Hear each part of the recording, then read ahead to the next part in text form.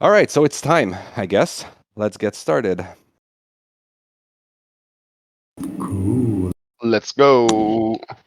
All right, everybody. So we're live. Let's give everybody a bit more time to join. We have Raf and Palomar. Hello, everybody. Hi, Miara. Just a few more minutes. And until we wait, I have a question to ask a person. I think it's not going to be a new question to anybody who's been attending these for a while. But Ismael, I noticed that, there's a lot of silence going on. And I don't really notice any sort of music or elevator music, which was promised, I think, at 9 times at this point. So I would like you to explain the situation to everybody present in this call. Yeah, so actually this time I did gather some nice elevator music, but because of certain technical difficulties, I am unable to play it. So this is a rain check. I'm gonna play some nice elevator music next time. That's a pinky promise, I swear. Yeah, so once again, for the 4th time, I will leave it up to everybody to decide whether that statement was true or not, and we shall see next week, right? But for Yeah, this week, let's get started. Let's get started with our community call. So I have with me Ismael, the disappointer. That's his middle name. Another community manager. He's my partner in crime for these calls. And I also have, as a team guest for today, I have Alexis Roussel, the chief operating officer of Nym. Say hi to everybody. Hello, everybody. Hi, everyone. All right. So as always, if you have any questions or comments, or just things to say during the call, and you can leave those in the community call dedicated text channel. We moved it above the actual Nym stage, so it's easier for you guys to find. We're really counting on your questions, and you can also leave any suggestions for future topics or guests or whatever in between, either in DMs to me or actually in any of our public channels, and then we're definitely going to take a look at those things. But for now, and also the call is, of course, being recorded. Say hi to our recording bots, Craig and Giark. You can see them in the audience. So let's get started with the news roundup. So law enforcement should give up trying to access everybody's data. This is what Ahmed Ghapour said, our one and only general counsel, to Cointelegraph, because he was interviewed on the heels of the recent sanctions against crypto mixing service Tornado Cash. And I think a link is being shared in the community call text channel. The piece is definitely worth a read. It's a really good one. My personal favorite quote from the article is, "Achieving a balance requires law enforcement to give up on unrealistic assumptions about unfettered access to everybody's data on a silver platter." Well said, Ahmed.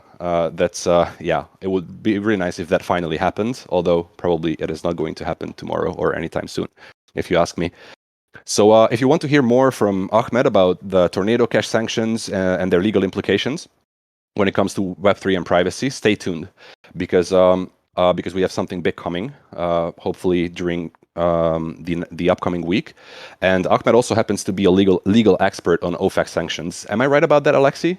I think that's the case, right? Yeah, he is, and he was even one of the Guantanamo lawyers. So he's pretty down on those very tough topics about yeah, privacy and sanctions and this kind of stuff.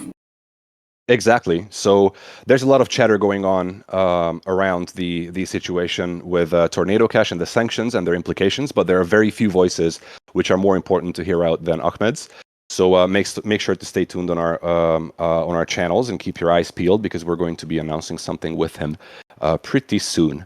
So people who attended last week's community call are going to have deja vu right now, but here's the next news item. Nym Connect will add support for Telegram next week. This time for real, though. Woo! So woohoo! just a quick recap for everybody who hasn't been around. So Nym Connect is our one-click interface, which enables you to privacy enhance apps which you are already using. So this is a big deal for us, because these are the first real-world use cases of the Nym Mixnet. So apps are being added one by one, kind of gradually. So first, the Electrum wallet, the OG Electrum wallet, was added as supported by Nym Connect, and then the messaging app Keybase, which I recommend everybody using. It's a pretty good one. But Telegram is absolutely huge in comparison to either of those in terms of the traffic that it's going to generate. So this is the first truly broad and universal use case for Nym Connect, and by extension, the Nym Mixnet. So it is really exciting for us to be working on this. And for this reason, we needed the new platform binaries, which were recently released. And also, we need more gateways onboarded to the Mixnet to handle the additional increased load. So, although we promised the release for this week, but there were still some T's to cross and I's to dot on our end. So we're going to be doing that, and next week, for real, we're going to release a version of Nym Connect which finally supports Telegram. And if you're the impatient type, though, you can already use our friends No Trust Verify's version of Nym Connect. Hi there, Shvan again, by the way, because they made a version of it. They made a version of Nym Connect which has their own gateway and network requester baked in, so you can already use Telegram through Nym Connect with that version. And now comes Ismael's favorite disclaimer, which he really likes to repeat to everybody all the time. Yeah, my super most favorite disclaimer of all time. Everyone, please understand that Nym Connect is in beta still, so it's experimental software for now. So you potentially could try attempt to topple your government with it, but I wouldn't do it yet. So since it's in beta, please wait, please test things, wait for apps to be added. So yeah, as you know, we're just stress testing the Mixnet, gathering real world data, fine tuning things, that sort of stuff. Exactly, that's a very important aspect of Nym Connect. Not only do we open up the Mixnet for some real world use cases, but also we can gather some real world data, which is really valuable to fine tune things. So that is what's going on right now. It's really exciting. It's an exciting time to be Nym right now.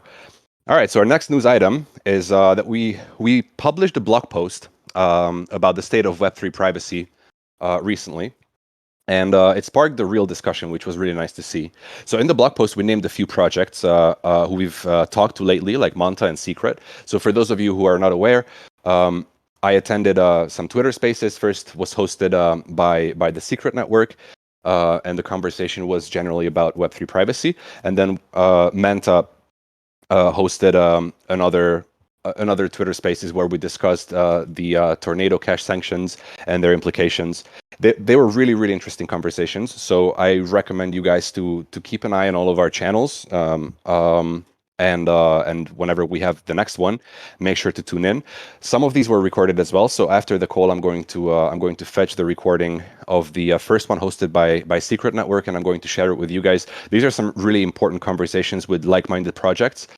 So on the heels of that, basically, we worked out this little infographic which we shared in the blog post, and that one sparked a real discussion. So we had a lot of suggestions for projects that we left out from the infographic that are, in the opinions of our community members, are really important to the privacy Web3 space. And to be honest, there were some projects that I didn't even know about.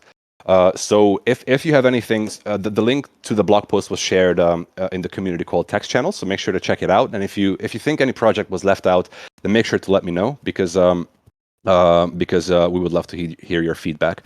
And as I explained during the previous community call, we are going to talk to and work with other privacy-focused projects more and more, because although all of them, including us, we're bringing different solutions to the table, and we fit in to the overall privacy tech stack of Web3 in entirely different ways. We do share a common vision and are trying to solve the same problem or problems. And it's very important for us to communicate that problem in clear terms. So we're going to do more and more of that, and we're going to be working with other privacy-focused projects to communicate our messages, because it is of utmost importance in today's world. So Yeah. yeah. Yeah, so furthermore, we're also working on something cool for the people who consistently attend our community calls. So my advice to anyone listening in right now is to please consistently attend the next few community calls, because we're working on something to reward the people that are present often, basically. Yeah, so I can't tell you what it is yet. Still working on it, but yeah, we're looking at rewarding people who are at the community calls. So thank you, first of all, everyone, for being here. Hope to be able to send you some more information about this soon. All right, so moving on to our next section. Normally we bring a mixed node operator on for a chat, but our guest for today had to cancel last minute. So I'm left with our guest, who already introduced himself. I'm going to further intro this discussion a little bit. So here at Nym, if you guys haven't noticed, which I think you have, we really like to talk about privacy. And I know it's a shocker, right? That is because in the digital realm, currently there's an ongoing fight for privacy. And in other words, there is a fight to make sure that the fundamental human right of privacy is protected in our increasingly online and digital world. The fight for privacy is part of a broader movement, which has been ongoing for many decades. And that is the fight for digital integrity. New technologies are always misunderstood at first. This is a given. That this always happens if you look back on history. So legislators and regulators are slow and heavy, and they take a long time to catch up. And there is always, so the things that they don't understand, there's always an urge to tightly control and censor and surveil and more. So as I said, it's usually due to a lack of understanding, and I would assume there's also quite a bit of fear involved with it. So this has been a general and ongoing threat to our rights for many decades, because not only do we need our existing rights protected and guaranteed in the online world as well, we also need new and different frameworks adequate to our quickly changing world and its technologies. So that is also pretty important. And for that, we need governments and regulators to understand these technologies, among other things. So our COO, who's here with me today, Alexis Roussel, is a really active and loud voice and a participant in the fight for digital integrity, and he has been doing that for multiple decades at this point. And he's held various positions at various organizations, including the United Nations, the Swiss Pirate Party. It's for some reason it's hard to say, and now at Nym. So welcome, Alexis. How is it going? It's going great. Thank you very much. I'm really happy to be here, and I'm looking forward for the discussion. Yeah, so like I said, we have quite a bit of time on our hands this week, so I'm counting on your word count, which I hear is pretty high usually. That's great. Perfect. So would you care to introduce yourself a little bit? Did I miss anything in my intro? No, I mean it was interesting, and yeah. So I indeed worked in several organizations. I'm a lawyer. I think that's a key thing first. I did study law in France, but I never practiced in France anything. I just as soon as I understood how the work situation was in France, I decided to go away and to work outside of France, and I went to the United Nations, and yeah, spent 7 years in the United Nations, and then a little bit in the private sector in the energy world, and then going into crypto after starting also politics. So I was activist for a long time. Like a silent activist, like reading a lot and following everyone, following all the cypherpunk and crypto anarchist movement, being inspired by them, then doing politics, and then in 2013 starting working in the crypto space. So I did also like I got the first license for a Bitcoin broker in Switzerland in mid 2014. I think that was a key achievement. Yeah. 2013, that was pretty early. Like then you're one of the true crypto OGs. Not many people were. Yeah, some people say, yeah. If you want to, yeah, you can say that. But I was following Bitcoin for some time. I was using Bitcoin in politics in terms to explain things. But I tried to mine Bitcoin when it was still mineable with graphic cards, so that was like pretty early. But I had a really big problem at that time, is that I already switched my whole digital life to Linux and to open source. And And then when I discovered, after one point, for some time, I said to myself, okay, I'm going to mine Bitcoin. And the best softwares there were at that time was only on Windows. It was very hard to make it work on Linux. So it failed, and I didn't want to go back to Windows just to mine some Bitcoin. Oh, do you regret that decision at all? No, I don't, because I did some other stuff, right? Yeah, that's true. That's true. So you are from Switzerland, right? I am from Switzerland. I'm born in Switzerland, but I grew up in Holland, actually, like you guys. Ah, so that's why you knew the greeting in Dutch. I was wondering Yeah, about that. yeah. We can actually switch the whole thing in Dutch and lose everyone in the call if you want. So I wouldn't be able to follow along, but Ismail definitely would. Indeed, yeah. So yeah, no. So I grew up in Holland until I was 17, something like this, and then I went to France. Then I worked a bit in the UN in Holland. In The Hague, you have the International Court of Justice, which was my first job there. That's a pretty hefty title as a first job, or a pretty hefty place to work. Yeah, it was great. Actually, it was one of my first experience of chaos, of digital chaos. I can just like quickly go over it because it was Please. really fun. Yeah. I don't know if people know what the International Court of Justice, but you can look it up. And the building, it's a fantastic building called Vredespaleis in the middle of in The Hague. It's called the Peace Palace, and it's a crazy building. I had my office in there. I was like 22, something like this. It was amazing. And then it's a very small organization of 80 people, very old. It's like 100, now it's like 130 years old organization.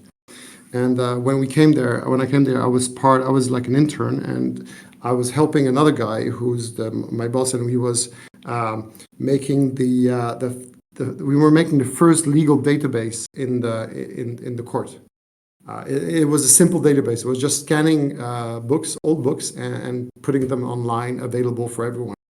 And before that, there was actually a guy who had a trolley, and he was like collecting requests from people to get books from the library, right? And we're talking about this in 1999. So Was that his entire job to run around with a cart? his job was running with a cart, right, and collecting requests from people and going to the archive, finding out the documents, right, and there was a whole organization around this guy and around this process. And then we digitize, we like scan everything, and we make everything available on the internet. And then the whole organization went upside down in a year. The IT department, who was like incompetent, were completely crazy. There were death threats. There were people. The police had to come in. There were one guy went to a psychic place. But then at the other side, the work speed of the translator was crazy. It was faster because they didn't have to wait for the documents. They could find them themselves, and the lawyers also were making better work and faster work. So the overall quality of the work increased. But there was really a big power struggle. And the moment which is the most critical is when the head of the archives guy, the boss of the guy with the trolley, he was an Indian guy. He was very nice, but he didn't understand what was happening, and then he looked at our demo, and he says, we show him it was working. You could search documents and everything. And at one point he said, well, obviously it doesn't work, so we switch everything back to paper. And we were like, well, no. But what it made me realize is that like you're in 2000, right? And there's just a change, a slight change. Is you change the way communication, information flows within a closed environment of 80 people, and it just like completely changed the organization. So I was thinking to myself as a student at that time, wow, what is going to happen to the whole society if everyone has access to the internet, right? So that was my first understanding that something really, really big was coming. Well, and if you look around today, then you can actually see that, and even beyond everybody watching cat videos on their phones. a lot has happened throughout these past 20 years or so. But can you please elaborate on the psychiatric hospital, I think, that you mentioned, and also the death threats?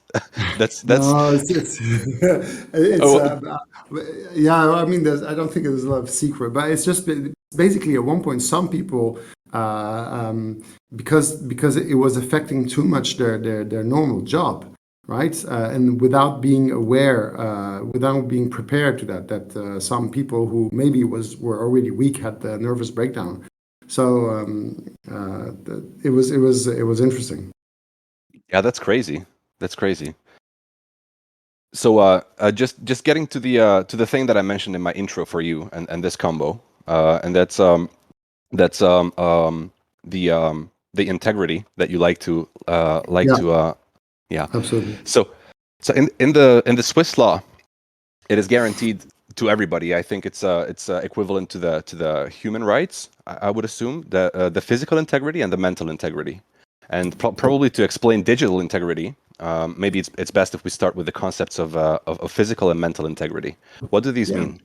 So it's not only in Swiss law. It's actually most human rights type of democracies or regimes. Like in Europe, you have the European Fundamental Chart of Human Rights, and in there you have Article 3, which says every person has a right to his physical and mental integrity. So what it means, basically, the integrity of the person is like you are a whole, right? You as a person, you are a whole, and the system, the society around you, the government, institutions are not allowed to touch this person.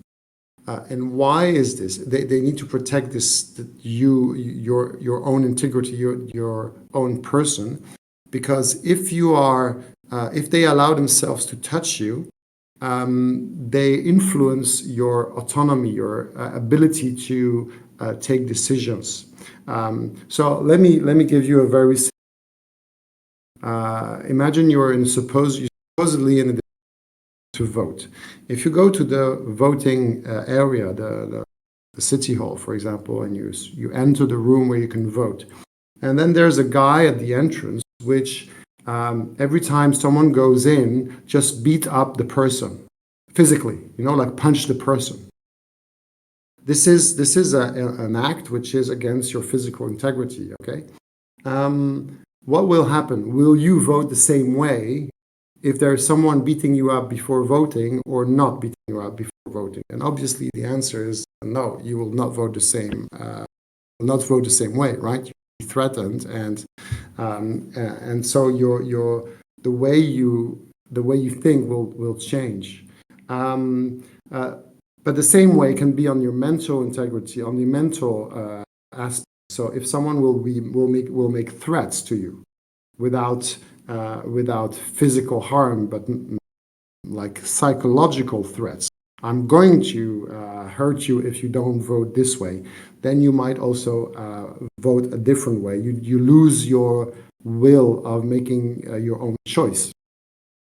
And now what we figure out is that by touching your data, by touching your digital environment around you, we are capable of modifying your will to vote. And this is what Cambridge Analytica did, right? So what Cambridge Analytica did is that they went on Facebook. They had a lot of people. They tried to discover the most vulnerable people or the people who counted in very specific locations where the votes were important. And then they modified the digital environment of the person by putting ads, by using the algorithm of Facebook to show news which were affecting the person in a way that this person was then voting in a different way that he wanted to vote at the first place. So you can see that by modifying the digital environment around you, you force someone to vote differently. And so the point of this was to say, well, right now there's no way to protect this kind of system of mechanics. Cambridge Analytica did nothing very illegal. Shocking, but it's not really illegal. And right now we are trying to in Europe, there's a big movement about data privacy, in which we are also part. But if you fight data privacy only, you're not fighting for things which are more important, which is your own capacity to take your decision by yourself, your digital autonomy, your autonomy. And so basically what my thinking since to root all those new rights that we're building that we think are important, right to privacy, right to cryptography, right to a lot of these, right to a free internet, right to net neutrality, these kind of things, we need to root them in something much more deep than just our impression. We need to root them in a right to our self-determination and our autonomy, being ourselves in the digital world. And so and then my thinking was, in the traditional world, this concept was already existing. You don't need to invent a new concept. The autonomy of the person is already, and you want to protect it by protecting the physical integrity, mental. So you can actually extend the digital integrity to the digital integrity, and then you can create or invent sub-rights that makes much more sense and this is what is being proposed right now in Switzerland. I wrote a book about this, and there's already 2 constitutions, because in Switzerland we have a federal, and there's the Constitution of Geneva and the Constitution of Valais, who are in the process of integrating this right to integrity. So that would be specific to Switzerland, right? So the application, will be specific to application to those 2 cantons, right? But the thing is, what is interesting is that the judges in Europe have a big independence in terms of like those new rights.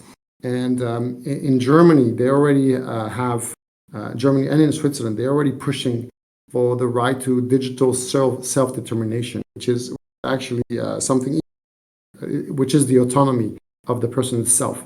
So the legal system in Switzerland slowly, or the judicial, is already trying to fight this game, but they, in my opinion, they don't use the right tool.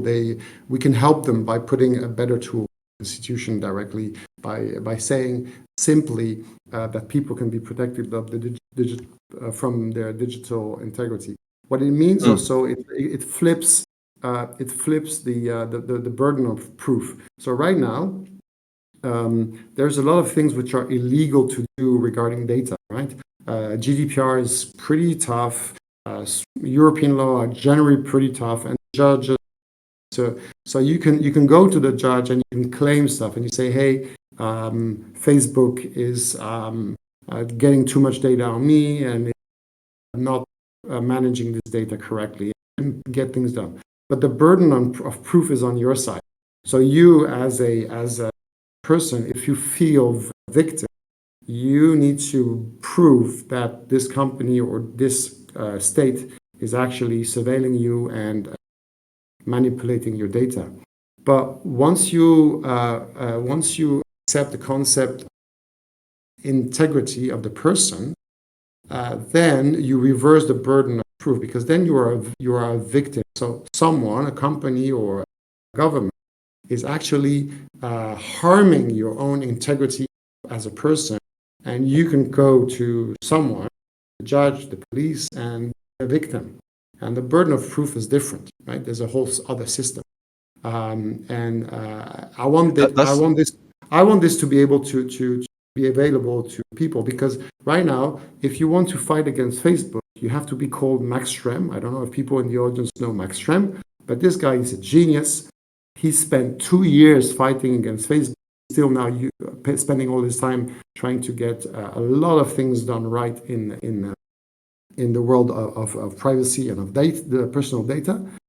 But I mean, we cannot expect everyone in society to spend 2 years fighting against Facebook to get his own your own right respected, right? So we need a system where the same way, if you are getting up in the street for some reason, you don't know why, someone hits you in the street, You can go and see the police and you say to the guy, well, the guy just made physical harm on me and I'm a victim. Punched here. You don't need to describe exactly, you don't need to prove, then it's the police work and you're a victim and there's a different type of work that happens than in the current scenario where once you think you have digital harm, you need to actually go into the database, understand how the databases are working and try to find out where the algorithm is actually harming you.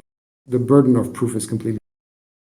So then with the analogy of someone assaulting me on the street and maybe breaking my nose, if we had the same situation with physical assault as we have with violations against our data privacy, then I would have to basically write a report on what happened to me and what broke and whether it will heal in more than 8 days and all of that stuff, rather than having the whole infrastructure of Exactly. law. Exactly. You would have to go to a civil judge and like explain proof that this guy was actually you.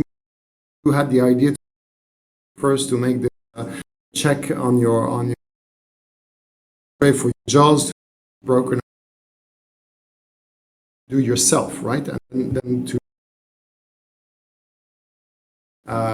as if as because there is in the law, in the constitutions, in the fundamental human rights obligation for the government to guarantee your right to physical integrity, they had to set up a system, police,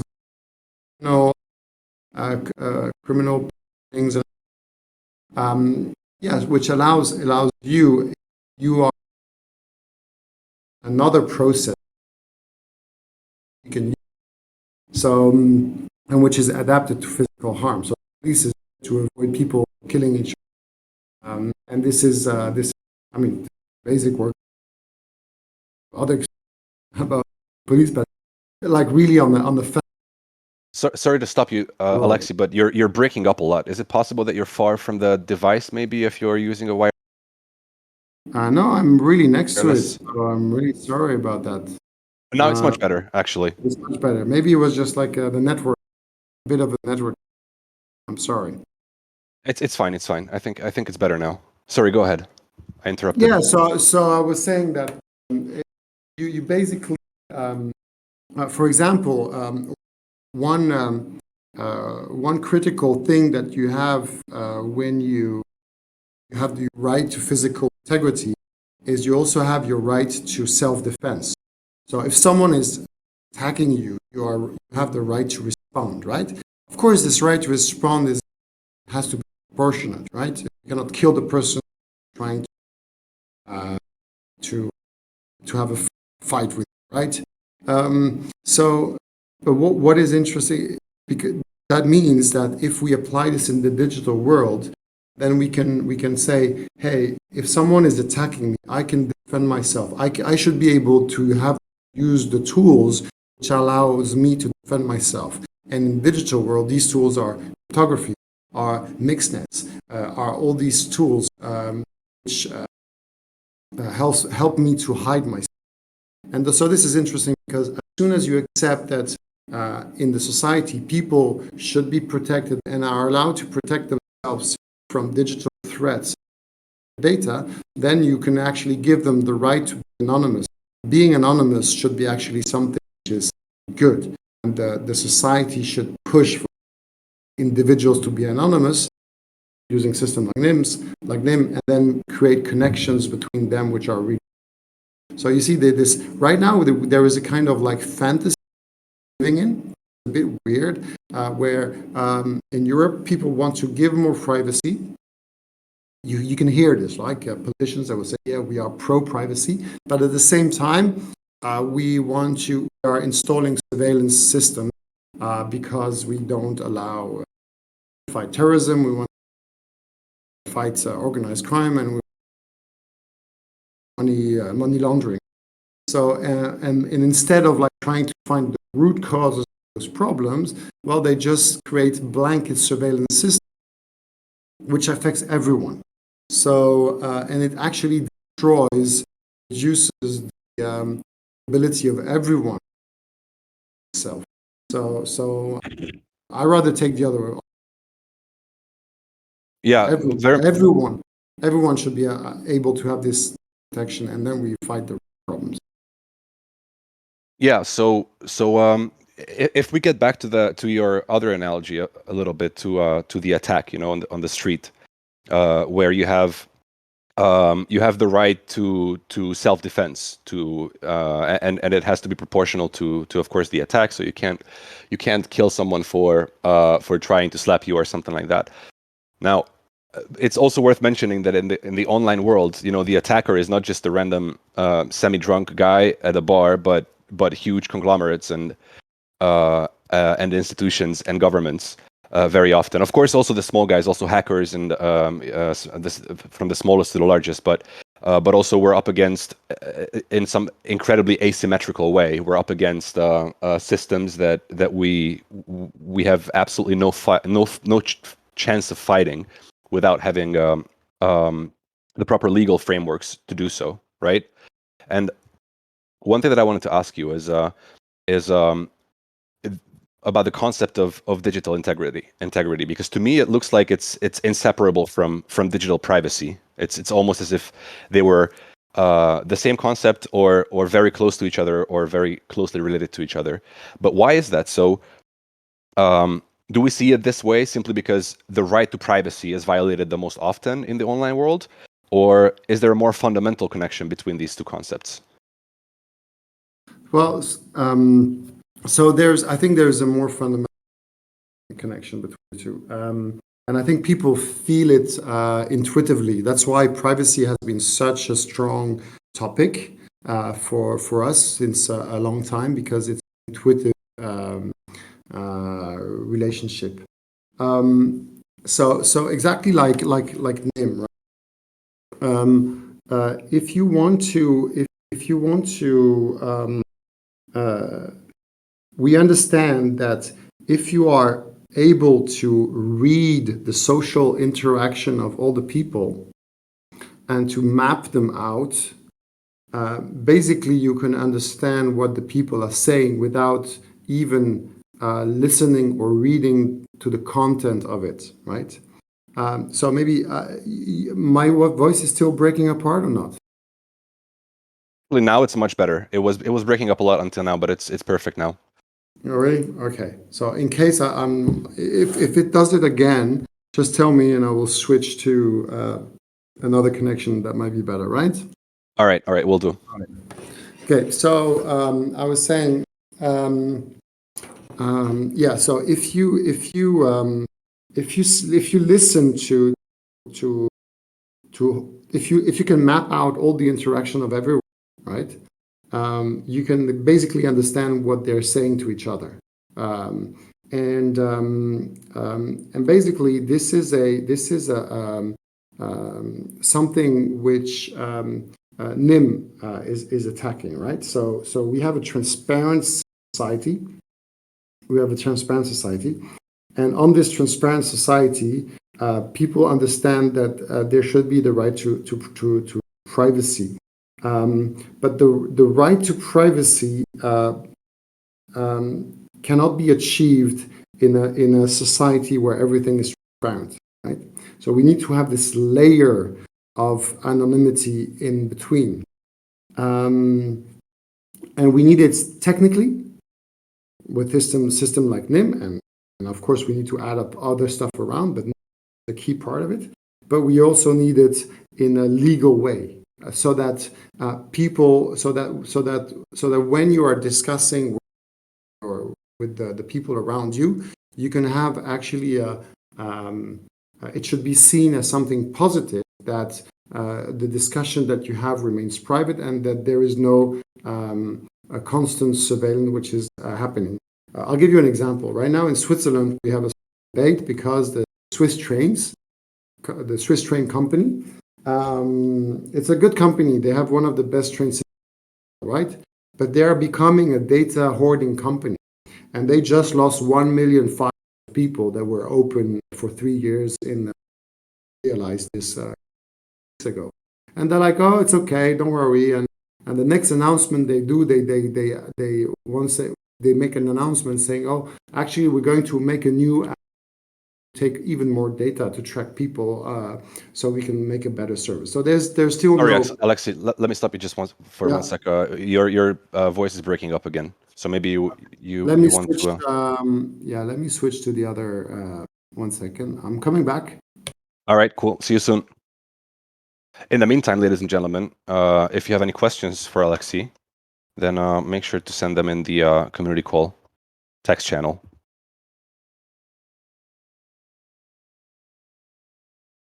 And Alexi will be back with us shortly.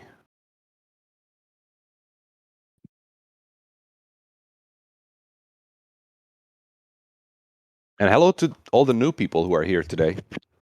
We have more guests than usual. So hi Yeah, everyone who there's hasn't been about yet. Can you understand me better right now? Perfect. Yes. yes. Looks good. Okay, I hope this is better. I'm using Much another. better. Much better. Wow. 74 listing. All right. So coming back to what I was saying. Yeah. So basically, if you privacy should be when you're saying the link between all of it, right? Privacy should be a thing which you get by default, right? So people are fighting for privacy, but actually, the tools we need to create first is anonymity to get privacy. You cannot have privacy in a public environment, and to get anonymity, you have to have this notion that not having your data all around should be normal. And today, a lot of the government, a lot of the public institutions believe that they have to get your data. There is a kind of myth that data is fundamental to provide knowing personal data is provides public service, which is actually not the case, right? If you're a transport company, you're moving one person to another train, you don't need to know his name. Maybe the only thing you need to know is if the person has paid or not, right? And this comes down to it doesn't come down to the will if those companies want to respect your privacy. If you ask them, do you want to respect privacy of people? You say yes, we want to respect privacy. But it comes down to their concept of what personal data is, and they don't realize that by collecting all these data, they're not, in their mind, they're not harming privacy, but they are actually, they don't realize they are harming the individual liberties of everyone just by collecting those data, because they're modifying the how people behave. So the link is really strong, but has been happening in the last years that we were focusing on privacy as an end goal, but we were not working on how to build privacy from a legal perspective by going against this myth of collecting all the data. So how do you build a society? People have an incentive not to collect data. That's the kind of and so by promoting digital integrity of the person right, then you can see concepts like that. Just collecting data of a person without consent is a crime against the person. It's not a crime. It's not some kind of infringement of, or it's actually a crime against a person, and this is much stronger than what we have currently now. And because it's a crime against a person, then the person is allowed to defend himself, and the society around him tool to defend himself and should allow him to be anonymous. So there's a whole. So the link is. I don't know if it answers Simon. The link between indeed the privacy at the end, which is the end goal, but it actually comes more down to your own individuality. Yeah, that answers my question perfectly. And also what you're outlining is much more of a robust answer to the fact that is really worrying to me in general. And the fact is that the incentive to surveil and gather data is always there. It's a fundamental incentive. So knowledge is power, and You can like come up with all sorts of explanations to why there's always a fundamental incentive to gather data that exists that can be picked up and analyzed and stored somewhere. Whether that's a state actor, you know, who wants to know threats to their power or national security or whatever else it may be, or private parties who want to analyze your behavior and be able to micro target the exact right ad to you at the exact right second, so that you buy I don't know, that helmet for your cat or whatever it may be. So for this, if we recognize that there's this fundamental incentive that always exists, then we need some really robust tools and solutions to sort of fight that, because it is not going to go away on its own. We cannot wish it away. So that's why I like this framework of yours. Yeah. So there's also another point about it, is that it also pushed me and some other people to think about what personal data is in reality. And when you think about what personal data is, you try to define it. You see that actually it's like a core geopolitical thing which is happening right now, where you have on one side you have the U.S. driven economy, or what we call also surveillance capitalism, and basically personal data is just an object. It's a commodity. It's something that you can, as a company, you can take, you can record, you can analyze, you can augment, and you can feed back to the person in order to actually push this person into one specific action, which is either buying something or changing his mind or doing some action, right? And this whole system is also used by the governments to try to find things which are like fighting for terrorism and stuff like this. So data is a commodity and it's being monetized. That's the US perspective, right? Then you have on the other side, you have some very authoritarian regimes like China and Russia, and it's more like Asian-driven approch, where data is not a commodity; it's a public good. It's something which is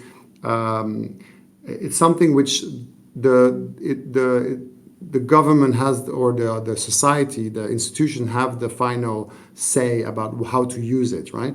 And in China, they will say, well, it's for we will use it for the common goal of common happiness goal of the society, and you can see this because they in China they have the most advanced privacy laws. Like if you as an individual or the company you want to surveil someone else, you have like very high risk, but if the government is surveilling you, that's okay, right? This is actually something which is normal, and they can use the data against you to do credit scoring, for example, or social scoring to actually improve the society, whatever. So, but those two systems, the US one and the Chinese one, they're both based on collecting all this data constantly on everyone, right? They need transparent world. So how do you fight this?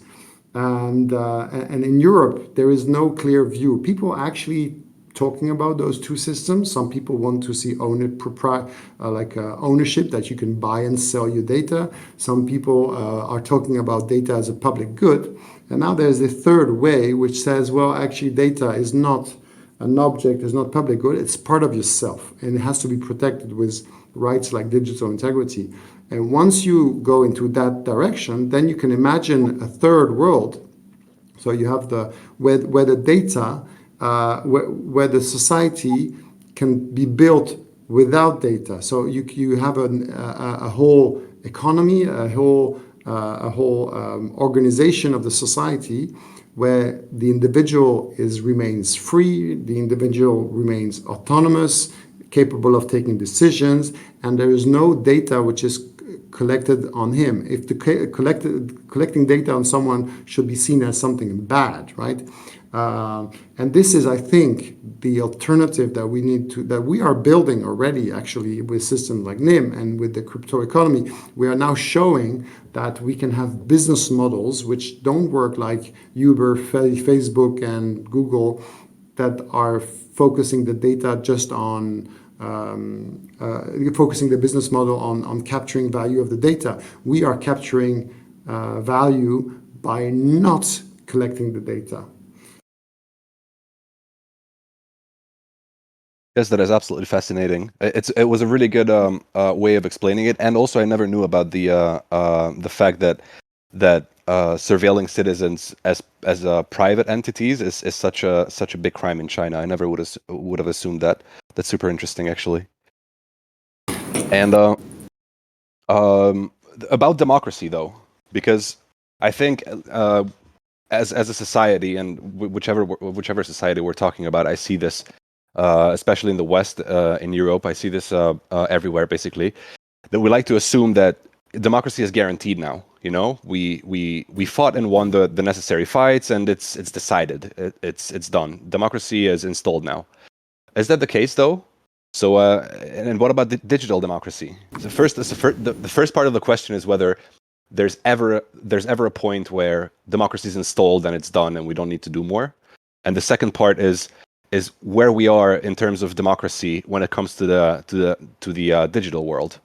Yeah. So clearly, people think that democracy is like a constant state. It's not, right? So it's something you have to fight constantly. You have to have a structure in place, education in place. You need to have like culture, mythology in place, which keeps challenging the democracy always. And it's a fight, right? It's hard to keep democracies up and running. Take Switzerland. So I'm lucky to be in Switzerland, which is known to be as one of the best democracies. And we have a very we are always tempted here all the time by centralization and by strong leadership. So as soon as there's a problem, people will say, "Oh, let's just have a commander in chief who will be a good leader and go through this problem with us and try to find solutions." And luckily, our system, even if there is a lot of people sometimes who are pushing for some centralization, the system that is in place kind of like forbid this or make it so difficult that by the time they might succeed, maybe the problem doesn't exist anymore or it's solved. So luckily we have this in place. But in other countries, it's not the case. Just look like France. France, they had the most difficult fight to go into democracy. And basically there is so much centralization, so much authority, which is still there, that it's actually you can see the level of democracy of France in the ranking. It's just like every year goes a little bit down, right? So it's a constant fight, and that you must have.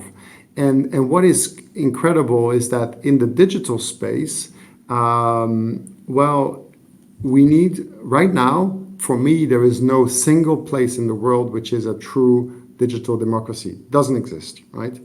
And actually the physical democracies, like even Switzerland, if you look at the digital space of Switzerland, I wouldn't call this a democracy at all. And I had this experience. So in 20 years ago, that was 2003 and 5. I went to the World Summit on the Information Society. It was the first summit organized by the UN. And I was one of the young guys, again, organizing everything for the summit. And it was about, okay, how all the governments of the world are going to deal with this new thing, which is internet, and how we are going to deal with internet governance. And there was a lot of talk about ICANN and how we're going to manage domain names and stuff like this. But one of the key things that came out for me, like going around talking to people, seeing people there, is that even standard countries, which are supposed to be democracies, the guys were not talking about democracy things. They were saying, "Oh, how do we keep control of this? How do we use these tools to actually surveil people? Because now we can have better control. Can we actually use this to make people do things that we want to do?" And that was not coming from Chinese people. It was coming from French and people and from people in Europe, right? So now, how are we going to build a true democracy in the digital space? I don't.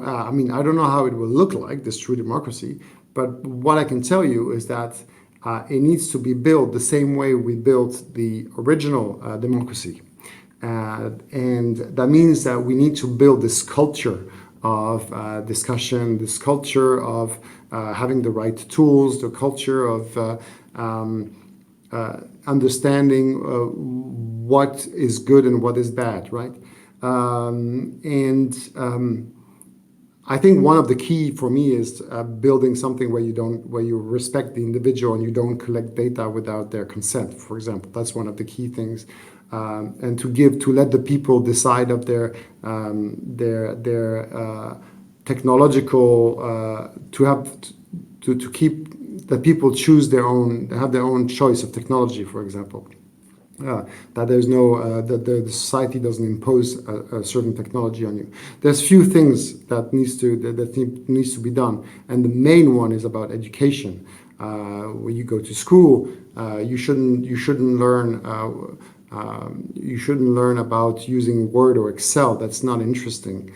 You should learn how to use digital signature, how to create your own key, how to encrypt things, how to understand where the data or where the information comes from.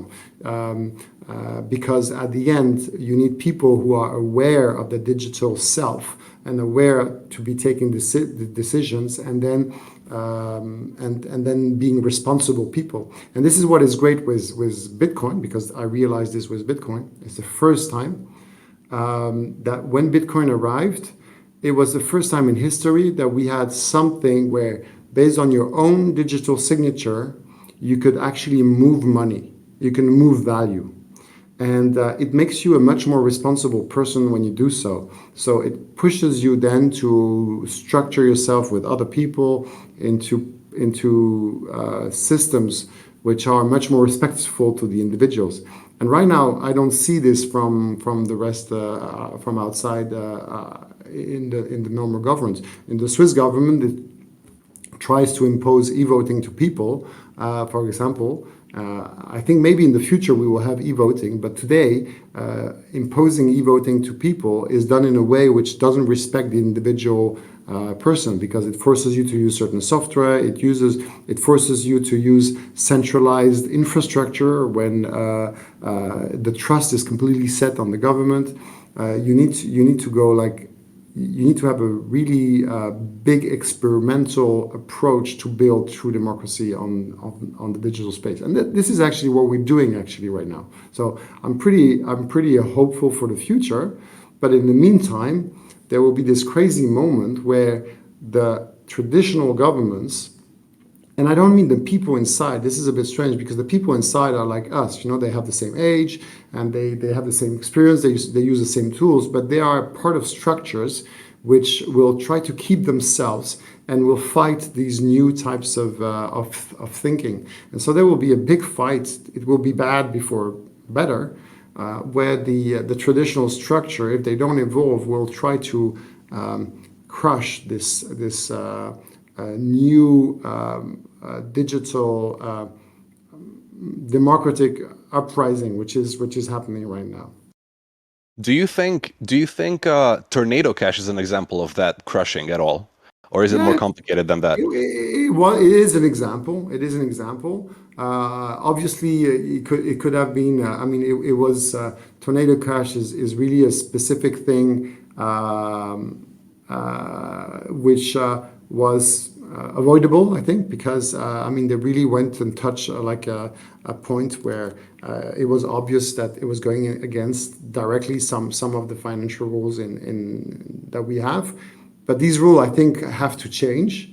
And basically, right now, you have this. This is one of the paradox that we see happening right now is that there is this general push for privacy, but there are some exceptions, and the law, the financial law, for example, have a lot of exception, and you have these banks and these financial intermediaries that are forced to collect a lot of data on you.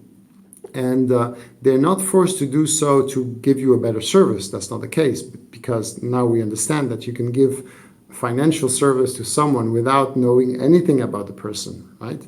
But they're forced to do this because there's a law, and this law is trying to catch on money laundering and terrorism and things like this. But why do these laws exist? They exist because the old financial system was made in a way where the powerful and the terrorists could use it to actually do their thing, right? And the small people never had the capacity to do money laundering, but they pushed those laws to catch those strong people. But now it affects everyone. And in the crypto world, what is interesting is we have transparent systems which allow basically the small one to be protected, but the big one, for the big one, it's more complicated, right? So that's why they noticed that Tornado Cash was used by Lazarus, okay? They don't care if it's used by you and me for like a few $100 or $1,000, they don't care, right? But it was used by some of the big one. But what is interesting in this case is that you can see it. In the traditional bank system, you cannot see it. So yeah, it's Tornado Cash is one symptom. We built it. It was built to protect privacy of people, but because it's visible, they didn't like it. So what we need to do to avoid these kind of things in the future, we need to build in privacy in a more ubiquitous way. And this is what Nym is doing. Nym is not going to hide financial transaction. It's going to hide data in general, and which is good, because then we can work on this paradox that the traditional government cannot fix right now, is that, oh, we want privacy, but we want to fight terrorism at the same time by surveilling everyone. And so here we can play we can really play the card like, hey, these tools are needed for my own privacy and for your privacy. They are going to use it as well, right? So it's not a tool which is dedicated on financial to hide financial thing. It's a tool which is like open for everything.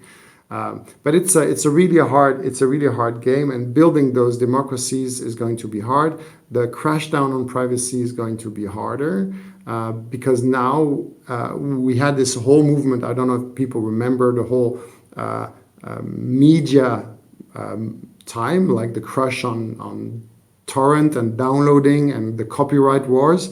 I mean, it was pretty harsh already, because we came with this new way of doing, digital way of doing, and we fought against a whole industry that now people forget. But actually, this war was quite impressive, and at the end, we won.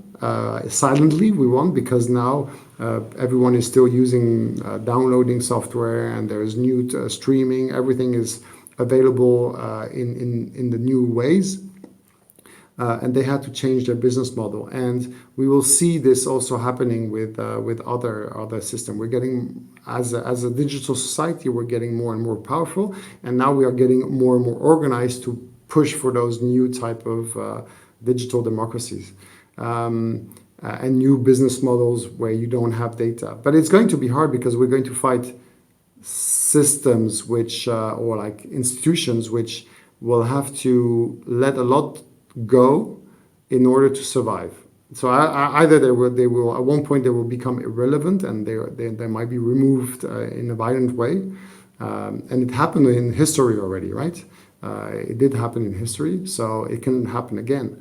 And hopefully some of them will actually move slowly and reinvent themselves to provide the service they need to provide, but in a digital friendly way. Exactly. And just to elaborate on your point a little bit, which is an excellent point. For those that don't know, the earth-shattering success of iTunes, which completely revolutionized music, and then basically set the stage for a similar revolution to happen in watched content, like basically the TV was reimagined, and all of that stuff was predicated on the piracy movement. Is predicated on Pirate Bay, and also before that Napster, because people did, as it turns out, people did want a single song that they can easily and directly access through the internet, rather than buying a CD of a whole album. And it just didn't exist, you know. And once someone creates a good solution to serve a need that exists, then um, that thing will be successful. And basically, this is what happened. This is what laid down the foundations to for iTunes to be as successful as it was. Am I right? Was that your point? Yeah, well, it's even more powerful than this. Is that it touched something fundamental? Is that completely changed basically as soon as you had peer-to-peer appearing, people started to share, right? And we discovered that if you like a music or if you like a movie, you are going to share it to your friends, right? So the old way of sharing was, talking about it. You went to the movie, you saw a movie, say, oh, it's a cool movie, and then you talk about your friends. Oh, you guys should go and see this movie. But then with torrents, that what happened is that you were just like, you saw this movie, and then you were sharing it. And it was noticeable that a lot of small movies or small artists were actually gaining traction because they were shared and they were given value. And so the people who were sharing were also like providing a value. So you had this new cultural way of like interacting with the artist, and a new way of creating culture. And suddenly the old system, which was triggered by this, and tried to, because it was breaking their own business model, tried to fight it back. But what is interesting, it didn't break the business model of the artist or the film producer. It broke the business model of the film distributor, right? Very important difference. Yes, very Very, important very difference. important difference, right? So today we still have artists and music producer and film producer, and we have like a striving culture, right? It's like crazy what is happening right now.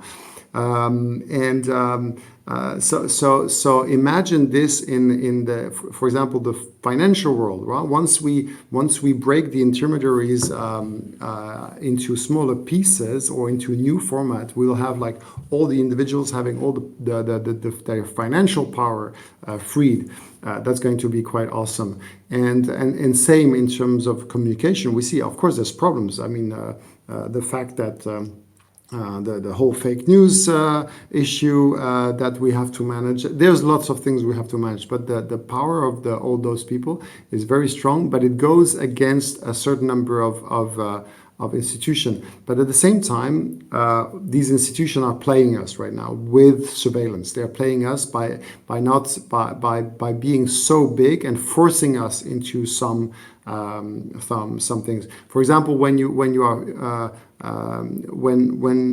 are relying on the ISP, and this ISP is forced by the government to surveil you, it affects your own capacity to be free. Just by the fact that you know that your ISP is watching. So you're trying to hide your communication from them.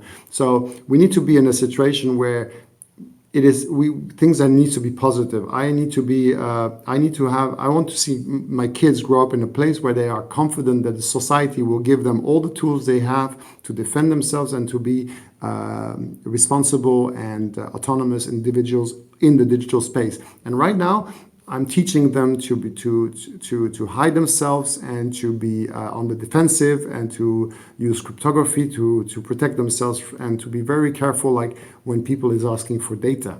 And that's not the kind of society you should be living on. So this is really core. We with a project like Nym, we're really at the core of what the society should look like in the future. Yeah, and not just individual solutions like solving messaging or solving, file sharing or any of those individual use cases of a private system, but an infrastructure level solution that's also very important. which can be used for basically anything and everything. So whatever happens on the Nym network is impossible to trace in the ways that other stuff is being traced right now when you're using the internet. So that's critically important. Yeah. And maybe to finish up on this subject, because maybe there's also maybe a few other things we want to go through, is that so in Switzerland, so I've been pushing for this right to digital integrity. I'm also trying to push it on the European level. We'll start to slowly show in some parts. So in Switzerland, it actually gets implemented. But what is interesting is that some people in Switzerland they try to make sub rights. And in Valais, so in this very specific constitution of Valais, they said, we're going to implement digital integrity, and they invented a right called the right not to be surveilled, measured, or analyzed. And I thought it was a pretty cool thing that happened there. Sadly, the Commission of Human Rights of this constitution effort, they put this in a minority. They got this in a minority vote, so they voted against. They had the idea, but then they say no, it's a bit too early, too harsh as a human right. So that would have that would have forced the local government not to surveil, analyze, or measure anyone in the digital space.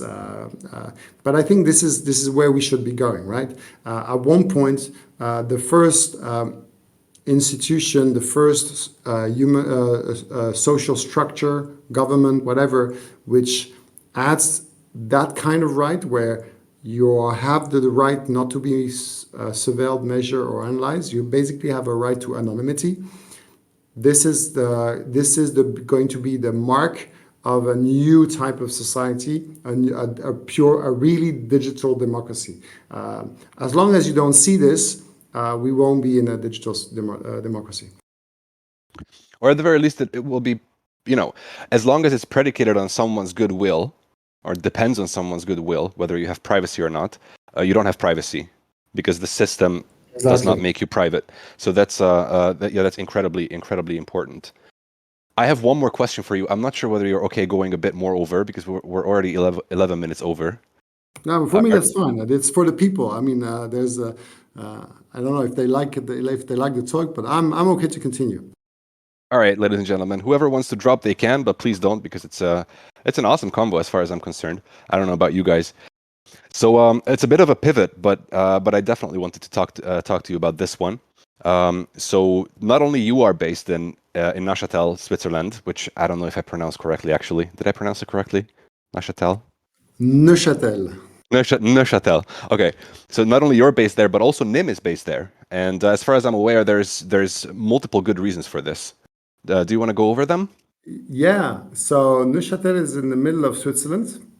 Well, there's plenty of reasons. Of course, the first reason I'm there, that's a pretty good reason. No, I'm joking. Good reason. Good reason in and of itself. Let's be honest. No, so what happened is that Switzerland has been historically very good in hosting privacy-related things, right? It's a country that has a strong culture, which is actually linked to its strong democracy. Things remain private, right? You have this very fun thing, which there's a lot of famous people. They come to Switzerland because they can walk in the street and they are not being harassed by fans or whatever. They can just walk and no one cares about them, right? And this is a true thing, right? They kind of appreciate that sometimes. So it's a kind of and I think it comes down to the core democracy. Like we were saying, a democracy is a place where privacy is actually extremely valued, and the whole society is made for that. So even though we have this on the physical side in Switzerland, we don't have this on the digital side, but it's still culturally is very much accepted. So there's a lot of companies who do crypto in Switzerland. So having a crypto project, a project which does work on anonymity, it's okay, it's good, it's valued. The second thing what happened, and this is more recent, is you had this whole crypto industry that came. So first it came a little bit in Zug, It's one specific place in Switzerland. I set up the first broker in 2014 in Neuchâtel already. And basically, Switzerland has captured a bunch of companies. So then the most famous one is the Ethereum Foundation, is in Switzerland. You have also the Tezos Foundation, Cardano Foundation. There's a bunch of them, right? There's a bunch of companies, foundations that went to Switzerland. And the reason for this is that the Swiss financial law is one of the laws in the world which is the most logical, which means that if you have a new product or new way of doing things, you can actually have things working in Switzerland. And they since 2004, in 2014, the Swiss government made a framework for cryptocurrencies immediately. They did this in a very weird way, which is very disturbing for other countries. They said basically in 2014, they said if you do cryptocurrencies, just follow the law. Just follow the existing law, right? And in all other countries, there are kind of like crazy myth of governments that thinks that cryptocurrency is outside of the law and they have to make special laws for cryptocurrencies. No, if you're in Switzerland, if you're raising funds, you have to follow the laws about raising funds. If you are holding money of people, you have to follow the laws of the banks. Is it crypto? Is it cash? Is it gold? They don't care. You have to follow the laws about keeping something. If you are using Bitcoin to make a crime, or if you're using a Swiss franc to make a crime, it's the same law that will apply. It doesn't change anything, right? So this is what they said. They said just apply the law. And you had this kind of boom that happened from there. So of course, then there was some practical things. And FINMA, which is the Swiss regulator, had to work on certain details that we figured out that Nym is using also a lot. So like the qualification of tokens, there are different types of tokens, investment tokens, utility tokens, and payment tokens. So Nym is in Swiss law a utility token because it will allow you to have access to the Nym network. And this has a lot of implications on how you do stuff, right? And it helps everyone, your lawyers, the regulator, the government, the tax department, everyone is aligned on this. So now inside Switzerland, why Neuchâtel? This is also an interesting story because Neuchâtel is one of the smallest small places in Switzerland, which is not Geneva or Zurich. So you could imagine that we would be like in one of the big cities. But Neuchâtel has built its own way of doing and pretty much based on an existing industry which is already in Geneva, which is the watchmaking industry. What is interesting to know is that even though it's a very small canton, the canton of Geneva, I think it's 1/3.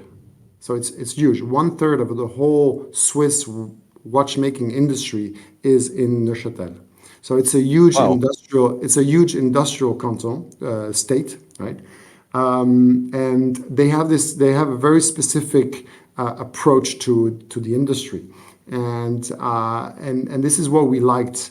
And a lot of projects are setting up in Neuchâtel versus Geneva or Zurich because the local government has this very specific approach and they are involved in it. So when you come to, if you want to set up your crypto project in Neuchâtel, you will actually meet the government, you will meet the bank, you will meet the notaries, you will meet all the people from the community, and they will understand and they will be active in the process. They don't.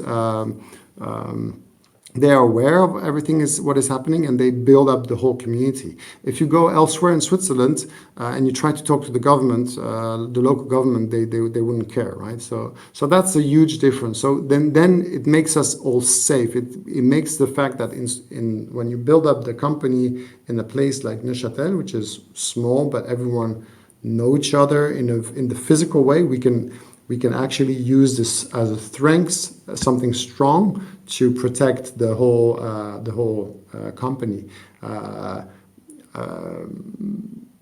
Yeah, so you have these elements. So there's a mixture of element, but right now, what you have to understand is that the way we structured Nym in Switzerland is the most legal thing you can do, right? And this is important because we are going, as Nym, as a Nym network, we are going to be attacked. Like Tor has been attacked, like any other system which is promoting privacy has been attacked. Do you mean legally speaking, or like actually technically attacked? Anyway, all in any kind of way, we're going to be attacked. Not it's not just it's just that we are pushing for, like I said before, we're pushing for a model which is going to be against some in a lot of traditional institutions, against their own way of doing, right? So they will try to attack us. We are threatening the new world, right? We are threatening the old world. I mean, sorry, not the new world. We are building the new world, but we are threatening the old world with technology like this. So it is really important that we build up our project in a way that it is impossible for anyone to catch us, or like to reduce the surface of attack, basically. So one of the basic attack vector that you can have for cryptocurrency or like a crypto project, crypto economic project, is to say, oh, your fundraising was illegal. And this is what they try to do in the US, right? Oh, your security, oh, you didn't do the things by the rule. And if they come and see Nym, there is a lot of things that have been done, which makes it for them impossible to tell us we didn't follow the rule. We actually follow the rules that were pushed by the Swiss government, by the financial authority. Everything has been done the right way. So that's one way to protect ourselves, right? It adds a layer of complexity for the attack to happen on us. Definitely. So in a bit more of an informal way of putting it, and a shorter way, we're legit. We're very much legit in Switzerland, and Yeah, that matters. we're legit, and also basically we're pretty much a model right now, also in how to do things. You can see some similar projects. I mean, there were a bit before we used the same model. For example, Definity. Some might have heard about Definity. Also, all the structuring and the financial part happened in Neuchâtel for the same reason. And there's some few other projects which are structuring the same way right now. Well, on that note, I think we will have to let people go. And as far as just one comment on what you said, as far as threatening something, if I could pick something to threaten, that would definitely be the old world and the old way of things. So I'm glad to be near this project and working for it. Actually, it's a dream come true. No, and yeah, for me it's the same. Basically, I can put everything together, right? So because seeing what the impact is of the digital world on our traditional society, seeing how at the same great opportunities we have and how bad it affects the old world. What was important is to find systems where you actually have an economy, you have a business model. You can we are in the control seat, right? We are actually building the new world in a way that makes sense and is protecting the individual, rather than just being in the passenger seat of big corp, which are just taking our data and making us go where they want us to go, right? So I think that this is key, and it will be challenging, and sadly, I think there's more dark times ahead than good times. The good times will come, but I maybe as a ending note, so we have also very nearby in the community, we have some friends like Amir and Rose. They're two very good friends who are working on DarkFi. Some of you know about DarkFi, and they released this video called Lunar Punks. And I really, I think we shared it a bit before in the Yes. Charles. Let, Maybe let me let me find it. It's we perfect. can share it again because it's really perfect. So I'm a really optimistic person, and I like to build new stuff and work on the new concepts, right? But we have to understand that what we are building now is going to be very tricky for traditional institutions to apprehend and to accept. And but we are strong because now we have business model, and we also have people lose faith in the old system. Even people who are working in the old system, they cannot justify surveilling everyone for very long, right? You need a lot of people are being more and more yeah, they don't like working in this dystopian environment. So at the end, I'm optimistic, but there's going to be some dark small period of dark time that we have to go through. So yeah, the video is linked. Watch it, and yeah. On that note, first of all, many thanks for coming on, Alexis. This was an amazing conversation, and I hope to have you back on at some point. I hope And thought it was good. I mean, I shared a lot of things, way of thinking. That's me. I go sometimes very high. So I mean, I'm also very practical. So when I work at Nym, it's like extremely practical. But it's true that in discussion, I go like sometimes at 300 kilometers above the ground to see those. How the society is working, like at these core elements, right? And this is what is interesting for me to analyze. yeah, I really appreciated the 300-kilometer view. I hope I'm not alone with that, guys. You can, as always, you can leave your feedback on any of our public channels. You can use the community call text channel or the general channel, or whichever you may prefer. You can also DM me with suggestions for topics or guests or any feedback on the show. And as always, the call was recorded. It will be. I still owe you the recording of the previous call as well. I'm going to upload both of them at the same time to the usual playlist on YouTube.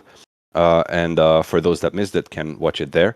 So massive thanks for everybody who tuned in today, and also for all the new people who tuned in, because we have much more people than ever before. So stick around for our community call next week, and have a lovely weekend, everybody. Bye bye. Thank Bye-bye, you very much everyone. for everyone. Bye-bye. I hope you enjoyed it. Thank you very much. Bye bye.